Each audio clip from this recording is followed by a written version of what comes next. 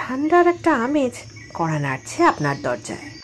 November এসে গিয়েছে, রাস্তারা কুয়াশার চাদরে মুখ ঢাকতে শুরু করেছে। সকালের গরম কড়া চায়ে চিনি একটু বেশি হলে মন্দ লাগছে না।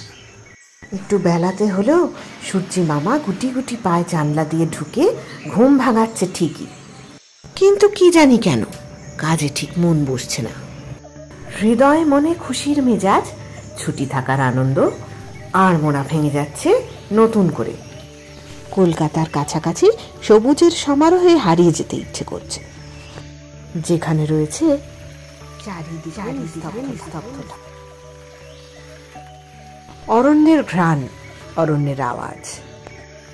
সন্ধ্যের হিমেল হাওয়া গায়ে মেখে রিসর্টের ব্যালকনিতে বসে বসে দেখতে পাওয়া অন্ধকারে জ্বলে ওঠা সারি সারি ট্যাপেডাম লুসিডাম বলে দেয় এগুলো নিশ্চিতভাবে হরিণের চোখ। আলো ফেলতেই ধারণা স্পষ্ট হয়। কানে আসে জঙ্গলে নানান জানা অজানা শব্দ, রাতচরা পাখির ডাক। টর্চ ফেলে ডাইনিংয়ে এগিয়ে যেতেই রাতের ডিনারে বান্টিজির তৈরি করা চম্পারন চিকেনের স্বাদে গন্ধে ভরে ওঠে মন প্রাণ। চলুন যাওয়া যাক আজকের গন্তব্যে। আজ যাব বেটলা ফরেস্ট। আমার সম্পূর্ণ এই ভিডিওটা দেখবার জন্য অনুরোধ রইল। চেক ইন ফর্মালিটি ক্লিয়ার করে ঢুকে পড়েছি, সিঁড়ি দিয়ে উঠলাম। এইটা একটা ব্যালকনি রয়েছে, সকালে আরও ভালো করে আপনাদের দেখাতে পারবো। এটা VIP room, room number 204। Basically suite একটা। এটা একটা ড্রয়িং রুম টাইপ রয়েছে। এটা বেডরুম।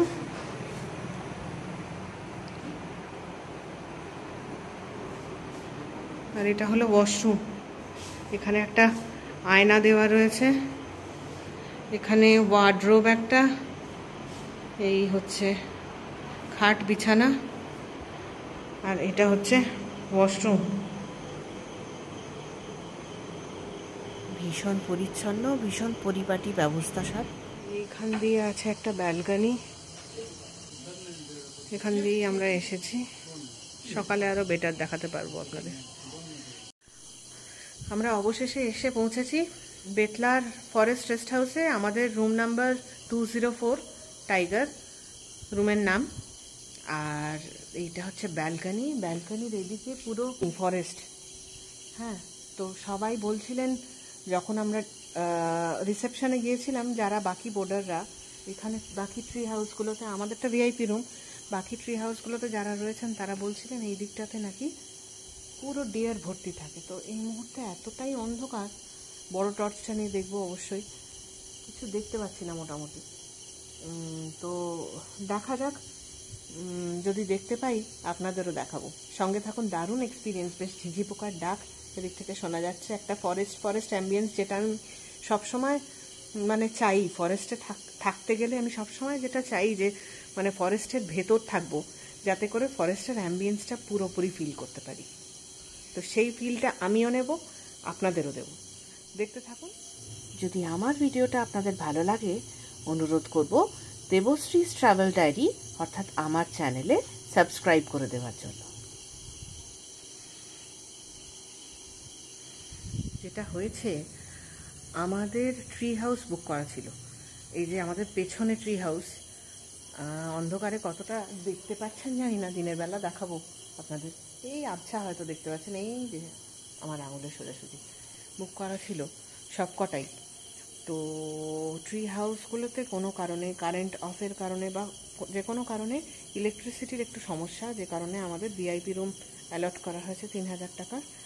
এবং রুমের ভিউটি দুর্দান্ত, খুব সুন্দর। আর এইখানটাতে বসে আপনি চাইলে চেয়ার নিয়ে এখানটাতে বসে জঙ্গলের অ্যাম্বিয়েন্সটা ফিল করতে পারেন, যেটা আমি করব রাত্রি পর্যন্ত। হ্যাঁ, আর এই আর ওয়েট করব। ওই যে আমি দেখতে পাচ্ছি, কিন্তু আপনাদের দেখাতে পাচ্ছি না, হরিণ যাচ্ছে আবছা আবছা, ক্লিয়ারলি দেখতে পাচ্ছি। দাঁড়ান,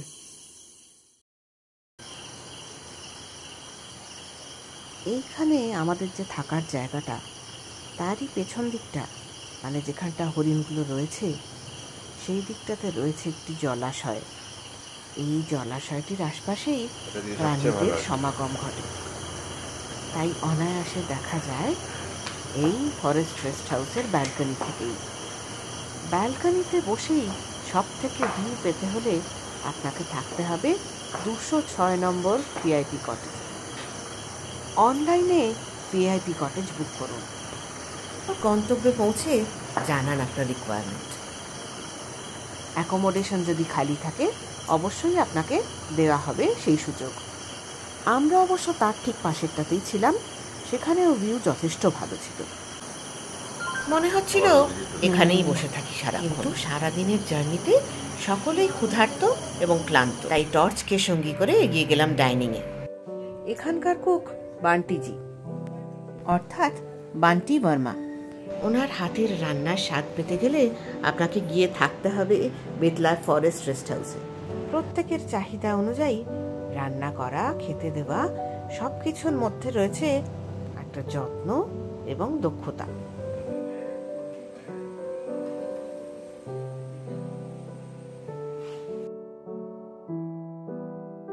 ফরেস্ট এরিয়া, কাজেই বাইরে কিন্তু বাঁদরের সংখ্যা প্রচুর। ওই দেখুন না, বাঁদরদের পুরো পরিবার। বেশ রাত হয়ে গেছে তো বিভিন্ন জায়গায় দলবদ্ধ হয়ে বিশ্রাম নিচ্ছে এরাও। এদের আর অযথা বিব্রত করে লাভ নেই, থাক ক্যাম্পাসটা আপনাদের কালকে সকালবেলা দেখাবো। বরং টর্চ সঙ্গী করে রুমের দিকে এগিয়ে যাওয়ার পালা। ঠিক আমাদের কটেজের গা দিয়ে রয়েছে এই ফেন্সিং, তার পেছনেই জঙ্গল। তখন দেখাচ্ছিলাম হরিণগুলো চড়ছিল। জানতে পারলাম এখানেই গত 2 সপ্তাহ আগে লেপার্ড এসেছিল, ব্যালকনি থেকে দেখা যাচ্ছিল একেবারে। দিনের আলো ফুটতেই ছুটতে চলে গেলাম বারান্দায়, ভোরের অরণ্যটাকে মনে প্রাণে উপভোগ করার জন্য। রাতের সেই ঝাঁকে ঝাঁকে দল বাঁধা হরিণ সকালে একেবারে উধাও। এই যে কালকে যে ট্রি হাউসগুলো আপনাদের দেখাচ্ছিলাম, এগুলোই সেগুলো।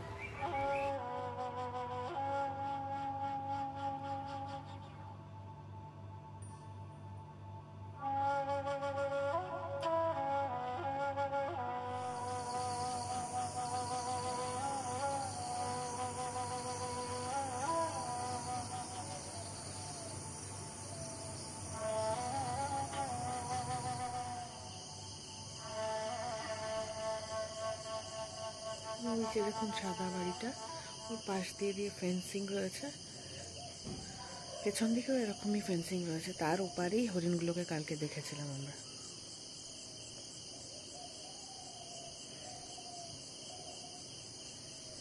আমাদের রুম, এটা আমাদের রুম। আর নিচে আর একটা রুম, সেটা আমাদেরই, 204 রুমে। এখানে আরেকটা, বাইরে প্রচুর বাঁদর রয়েছে, সেজন্য এখানে একটা গেট রয়েছে। এই যে ফেন্সিংটার কথা বলছিলাম না জঙ্গলে, এইটা সেই ফেন্সিং। কালকে রাত্রেবেলা হাজার হাজার চোখ জ্বলছিল, হাজার হাজার হরিণ এই মাঠটাতেই চড়ে বেড়াচ্ছিল। এর পেছনটাতেই পুরো ফরেস্ট, ওই দিকটা পুরো জঙ্গল, আর এই ফেন্সিং। এই বাড়িটাতে আমরা রয়েছি, এই বাড়িটাতে আমরা রয়েছি। আর এইখানটাতেই প্রচুর হরিণ। সকাল না হতেই দেখছি আলো ফুটতেই একটা হরিণ নেই। যেটাতে আমরা রয়েছি, চলুন ক্যাম্পাসটা ঘুরে দেখাই আপনাদের। এই রয়েছে আরো ট্রি হাউস, এটা হচ্ছে ক্যাম্পাসটা। উপর দিকে আরো কতগুলো ট্রি হাউস বা রুমের ফ্যাসিলিটি রয়েছে ওই দিকটাতে। আচ্ছা, এই যে রাস্তাটা, এটা ধরে আমরা যাব। আর একটা আমাদের ভিআইপি কটেজ রয়েছে, ওই যে হোয়াইট কালারের যে বিল্ডিংটা দেখছেন, ওইটা আমাদের আরেকটা ভিআইপি কটেজ। কটেজগুলোর ট্যারিফ 3000। একটা ট্রি হাউস, ট্রি হাউসের ট্যারিফ 2500। আর একটা কটেজ।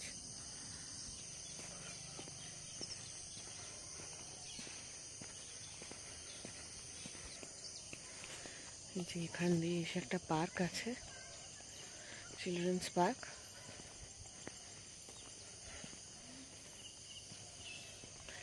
বেশ বড়।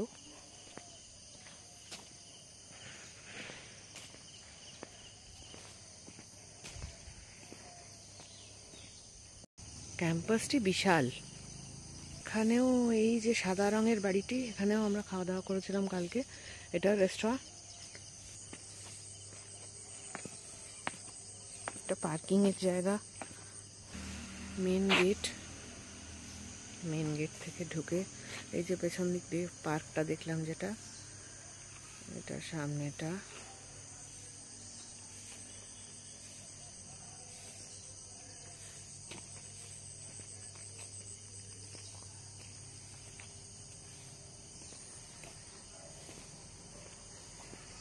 এখানে চার্ট করে দেওয়া রয়েছে কি কি অ্যানিমালস পাওয়া যায় এই ফরেস্টে। চাইলে পজ করে নিয়ে ভিডিওটা দেখে নিতে পারেন আপনারাও। আর এটা হচ্ছে birds of Palamau tiger reserve.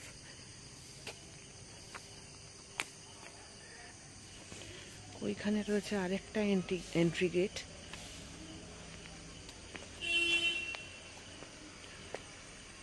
Entry গেটের পাশেই রয়েছে সুভেনিয়ার শপ। ওই যে গাড়িটা দাঁড়িয়ে রয়েছে ওটা হচ্ছে রিসেপশন সেন্টার। আচ্ছা, এতটা দূর থেকে দেখতে পাচ্ছেন কিনা জানি না। এইটা হচ্ছে সাফারিতে এন্ট্রি করবার গেট, সাফারি এন্ট্রি গেট। এটা এখান দিয়ে সাফারি নিয়ে যাওয়া হয়। এখন বন্ধ রয়েছে। এটা তো ফরেস্ট ডিপার্টমেন্টের মধ্যে পড়ে, আমরা যে স্টেটাতে রয়েছি। তো এর ভেতর দিয়েই forest entry gate, bison gate. এটা বেতলা ন্যাশনাল পার্কের। এই গেটটাতে ঢুকে যে জোনটা পড়ছে সেটা জোন এ। এত সকাল সকাল বলে বাঁদরদের উপদ্রব একটু কম। সবে তারা ঘুম থেকে উঠতে শুরু করেছে।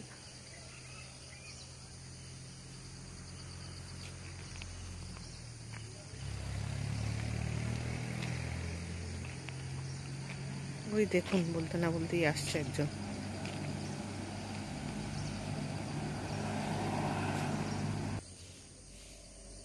সাফারির গাড়িগুলো দাঁড়িয়ে রয়েছে এখানে।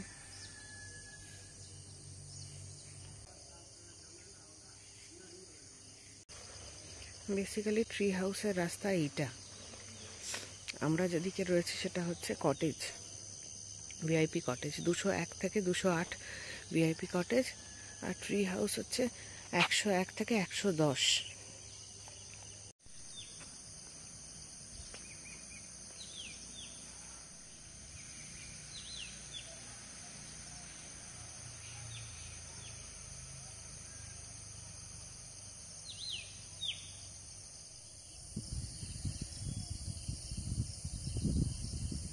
স্থির হলো সাফারিতে যাওয়া হবে। তো সাফারি জিপসি রয়েছে, অলরেডি রেডি হয়ে গেছে। আমরাও রেডি হচ্ছি একেবারে খুব চটপট সাফারি যাওয়ার জন্য। দেখি ফরেস্টে কি দেখা যায়, আপনারাও আমাদের সঙ্গে থাকুন। मेरे को वो नंबर दिया था आपका, कोई दिक्कत नहीं। ठीक है, चलिए। क्या मिलेगा अभी? अभी छुट्टी चली है। हमने नहीं किया। और जानवर कुछ नहीं देखा।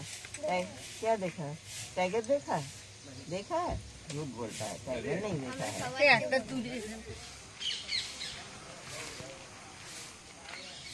প্রথমে ভেবেছিলাম সাফারি যাব না, ফরেস্ট গেট বন্ধ আছে শুনলাম। তো তারপর জানা গেল জোন আছে এই ফরেস্টের, জোন এ আর জোন বি। তো জোন বি খোলা আছে, সুতরাং আমরা জোন বিতে সাফারিতে যাচ্ছি। আপনারাও সঙ্গে থাকুন।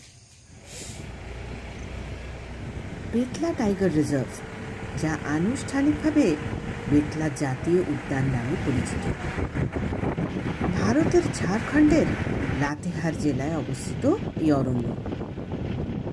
এই অরণ্যে আগে হাতি সাফারি হতো, তবে এখন জিপ সাফারির বন্দোবস্ত রয়েছে। কিছুটা এগোতেই দেখা মিলল সেই হাতিদের সঙ্গে আগে যাদের মাধ্যমে সাফারিও করানো হতো। এলিফ্যান্ট সাফারি তো এখন আর হয় না, তাই এদের ব্যবহৃত হয় ফরেস্ট পেট্রোলিংয়ের জন্য। এই ফরেস্টে সাফারির সময়সীমা 1 ঘন্টা। এই ফরেস্ট সাফারির জন্য খোলা থাকে 1 অক্টোবর থেকে 30 জুন পর্যন্ত। পালামৌ টাইগার রিজার্ভের নাম হয়েছে বেতলা। এর একটি বিশেষ কারণ রয়েছে। পার্কটির নামকরণ করা হয়েছে এখানে পাওয়া প্রাণীদের সংক্ষিপ্ত রূপ থেকে, যেমন বাইসন, হাতি, বাঘ, চিতাবাঘ এবং চিতল। এর আদ্যক্ষর দিয়ে অরণ্যের নামকরণ। अच्छा अच्छा, ये जोन भी है ना? और टाइगर्स कितने हैं? टाइगर तो 7 था, लेकिन अभी 4-5 दिखता है। अच्छा, लास्ट कब दिखा था? लास्ट तो अभी जब पार्क खुला था उस टाइम भी दिखाई, साइटिंग दिया हुआ है टाइगर का, जी। लेकिन रेगुलर नहीं मिलता है। पार्ट टाइम कर करके बीच बीच में आपको 2 महीना 3 महीना ऐसे टूरिस्ट को जो मिलता है ना मैम, हाँ, उसका ही हाँ। आंकड़ा होता है। जैसे फॉरेस्ट के लोग तो रेगुलर देखते हैं, लेकिन अच्छा। काउंटिंग में उसको नहीं रखा जाता है, क्योंकि उन लोग तो खुद फॉरेस्ट से रखवाला है, हाँ हाँ। तो उसको काउंटिंग में नहीं रखा जाता है। रखा जाता है जब टूरिस्ट देखते हैं तो उसका काउंटिंग में आता है। और बी में ज्यादा दिखता है कि जोन ए में ज्यादा दिखता है? दोनों साइड ही दिखता है। ये साइड थोड़ा सा कम आवागमन होता है। अच्छा। खुल जाता है तो ये जोन थोड़ा कम हो जाता है। उधर कम है तो अच्छा। मजबूरी में इधर इसको लेकर आना पड़ता है। अच्छा अच्छा अच्छा। मतलब साल में 2-4 आदमी को इस इलाका में हाथी डैमेज करता है। जैसे धान उन का खेती होता है ना, उसमें जो रखवाली करता है, और जो गांव जैसे ये जहाँ से हम लोग अभी घुसे, ये लास्ट गांव था, इधर के लोग जो मौत खा के नाइट में आते हैं ना, तो उनको पता नहीं चलता है। दौरान अगर हाथी निकल गया तो मार देता है। जंगल भी तो बहुत घना है, यहाँ से इतना दिखता भी तो नहीं है ना। विजिबिलिटी कम है। मार्च अप्रैल में इसी से आपका बगल में रहेगा तो दिखना मुश्किल हो जाता है। बरसात में जैसे- ज्यादा तो। हाँ, पत्ता जब गिर जाता है तो हम लोग कम से कम 0.5 किलोमीटर तो नॉर्मली दिखता ही। तो ज़्यादातर मार्च अप्रैल में चांस।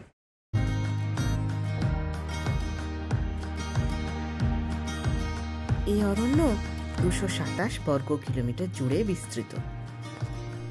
পালামৌ ব্যাঘ্র প্রকল্পের অন্তর্গত এই জঙ্গল লাতেহার এবং পালামৌ জেলার অন্তর্গত। ঝাড়খণ্ডের এটি একমাত্র টাইগার রিজার্ভ। শাল এবং বাঁশ ঝাড়ে ঘেরায় এই অরণ্যে পশু পাখি একটু কম দেখা যায় ঠিকই, তবে এই অরণ্যের সৌন্দর্য দারুণ, অনবদ্য। অরণ্যের এক জায়গায় রয়েছে একটি জলাশয়, রয়েছে ওয়াচ টাওয়ারও। সেইখানে এসেছি এই মুহূর্তে। সাদা শালুকে ভরা এই জলাশয়, রয়েছে বিভিন্ন রকম পাখি এখানে। কিন্তু পর্যটকদের উদ্দেশ্যে একটা কথা না বলে পারলাম না। আমরা মানুষরাই যদি প্রাকৃতিক এই জায়গাগুলোর মর্যাদা না দিতে পারি, তাহলে কে দেবে বলুন? তাই আজ একটা বিনীত অনুরোধ রাখবো আপনাদের কাছে, দয়া করে প্রাকৃতিক জায়গাগুলোতে চিপসের প্যাকেট, জলের বোতল ফেলে জায়গাগুলির সৌন্দর্য, প্রাধান্যকে নষ্ট করবেন না। দেখবেন আমাদের দায়িত্বপূর্ণতায় আরো আরো সুন্দর হয়ে উঠবে আমাদের প্রাকৃতিক সম্পদগুলো।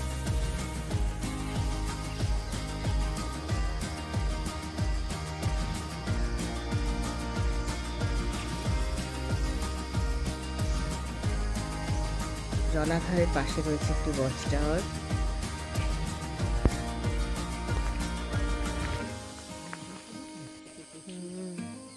সাদা শালুকগুলো হয় না এসব।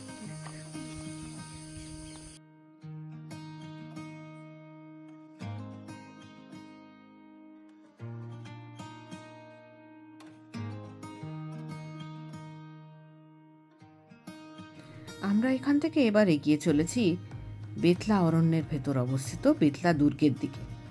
120 মিটার উচ্চতায় অবস্থিত পাহাড়ের উপর রয়েছে এই দুর্গটি।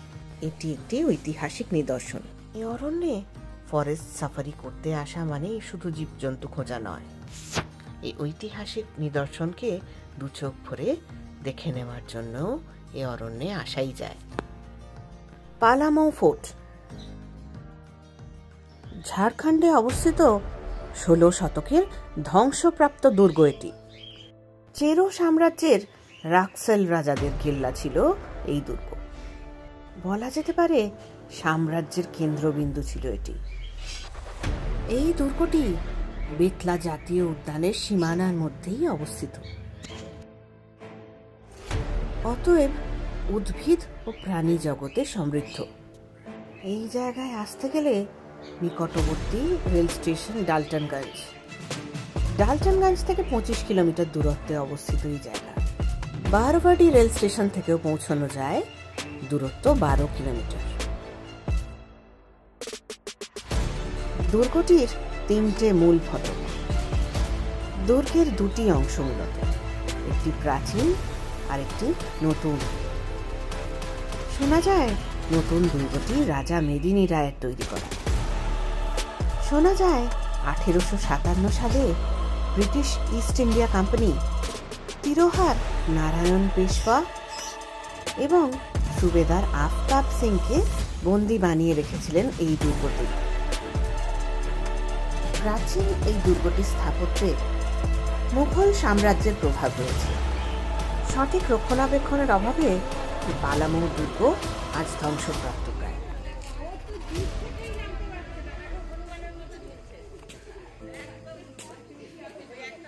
পুরনো দুর্গতে রয়েছে সিঁড়িপথ। সিঁড়িগুলো যথেষ্ট উঁচু এবং অন্ধকারও বটে। এখানে রয়েছে লম্বা একটি দালান, রয়েছে নহবতখানা, পাথরের কারুকাজ, মিনাকারি, এসবই এখন বেশ মলিন, আগাছায় ঢাকা।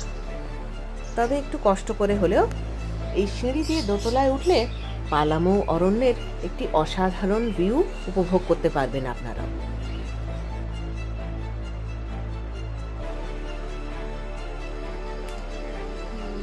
মেনটেন যদি করতো কত সুন্দর হতো।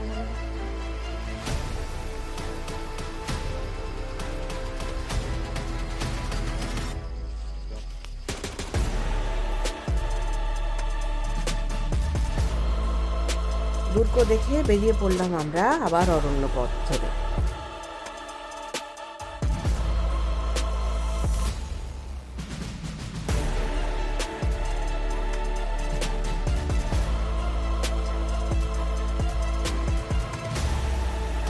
হোটেলের সামনে সাফারি গাড়ি থেকে নেবে বেরিয়ে পড়লাম কেচকি সঙ্গম দেখবার উদ্দেশ্যে। বেতলা অরণ্য থেকে কেচকি সঙ্গমের দূরত্ব 17 কিলোমিটার মতো। সময় লাগবে 35 থেকে 40 মিনিট। বারবাডি জেলায় প্রাকৃতিক সৌন্দর্যের জন্য এই কেচকি সঙ্গম ভীষণভাবে জনপ্রিয়। পিকনিক স্পটও রয়েছে এই জায়গাকে ঘিরে। এসে পড়েছি গন্তব্যে। এই যে গেট, এই গেট দিয়েই ভেতরে ঢুকতে হবে আমাদের। আসুন, চলুন আপনারা।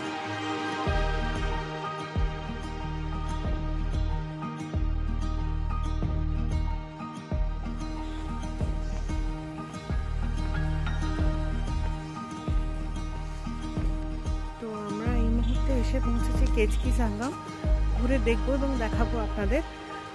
অরাঙ্গা এবং কোয়েল নদীর কনফ্লুয়েন্স হচ্ছে এই কেচকি সঙ্গম। পালামৌ এবং লাতেহার ডিস্ট্রিক্টের মাঝামাঝি হচ্ছে এই জায়গাটি। এটা গেট, গেট দিয়ে এন্ট্রি।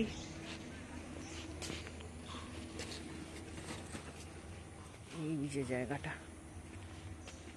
কেচকি সঙ্গম।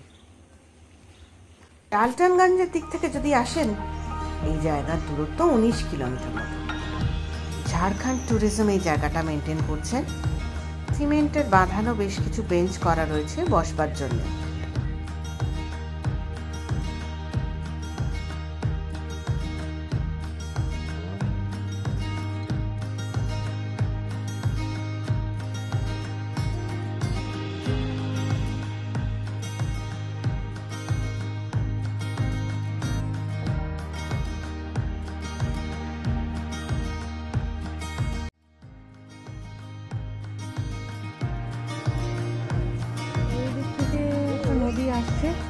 লাল জল, এটা হচ্ছে কোয়েল নদী। আর এই পারে আমার পেছনে দেখুন, এই দিকের থেকে আসছে যে নদীটা, ওটা হচ্ছে অরাঙ্গা নদী। দুটো নদীর কনফ্লুয়েন্স, যে দুটো নদী মিশেছে ওইখানে, ওই যে ওরা নেমেছে ওই জায়গাটা হচ্ছে, দুটো নদী মিশেছে ওই জায়গাটিতেই।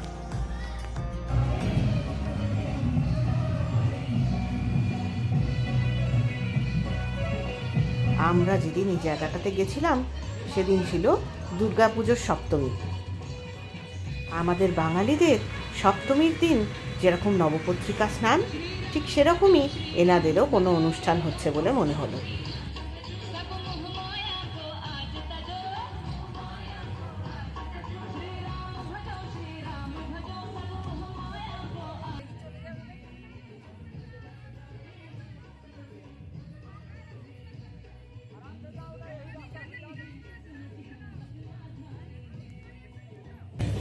আমরা যে জায়গাটাতে দাঁড়িয়ে আছি এই মুহূর্তে, সেটি হচ্ছে কেচকি সঙ্গমের পাশেই। যদি আপনারা থাকবার কথা ভাবেন তাহলে এই জায়গাটার কথা আমি বলবো আপনাদের। এগুলোর নাম হচ্ছে বিচ কটেজ, কেচকি ইকো রিট্রিট। এই ইকো রিট্রিট বুক করবার সমস্ত ডিটেল আমি ডেসক্রিপশন বক্সে দিয়ে দেবো। এবার আমরা ফিরছি। আমাদের রিসর্টে চেক আউট করতে হবে 11টার ভেতর।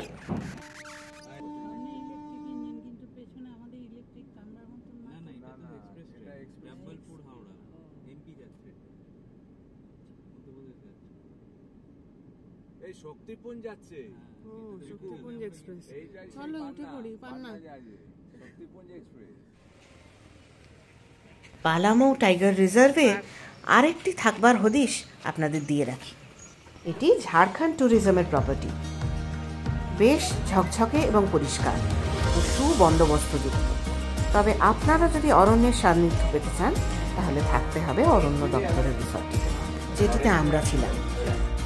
আপনারা চাইলে এইটা এখানেও থাকতে পারেন। এটা হচ্ছে ঝাড়খণ্ড ট্যুরিজমের বন বিহার। আমরা ফরেস্ট ডিপার্টমেন্টের স্টেটাতে আছি। ছোট্ট একটা মিনি পার্ক আছে, ক্যাম্পাসটাও বেশ ভালো। 9102403882 এটাই ওনাদের ফোন নাম্বার। এই ফোন নাম্বারে ফোন করে জিজ্ঞেস করে নিতে পারেন আপনার সমস্ত কোয়েরি, অথবা মেল করতে পারেন onebihar@gmail.com। রুম তারিখ 1500 থেকে 1700 টাকার মধ্যে। ঝাড়খণ্ড ট্যুরিজমের বন বিহারের উল্টো দিকেই আমাদের আস্তানা। এসে পড়েছে, আমাদের চেক আউট করতে হবে এই মুহূর্তে। সকাল 11টায় চেক আউট। লাগেজ গুছিয়ে আমরা লাঞ্চ করে তারপর বেরোবো এই জায়গাটা থেকে। বেলা হওয়ার সাথে সাথে সকালের উধাও হওয়া হরিণের পাল জড়ো হতে শুরু করেছে ইতিমধ্যে। অপলক দৃষ্টিতে দু চোখ ভরে চেয়ে নিলাম আরেকবার।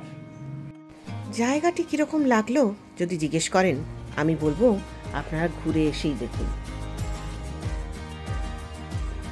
Good afternoon. এখন দুপুর 12টা 10 বাজে। আমরা চেক আউট করবো এখান থেকে। লাঞ্চ করতে যেতে হবে, লাঞ্চ করে আমরা বেরিয়ে যাবো সোজা। সকলে ভালো থাকবেন, সুস্থ থাকবেন, আর অবশ্যই দেখবেন দেবশ্রী's ট্রাভেল ডায়েরি।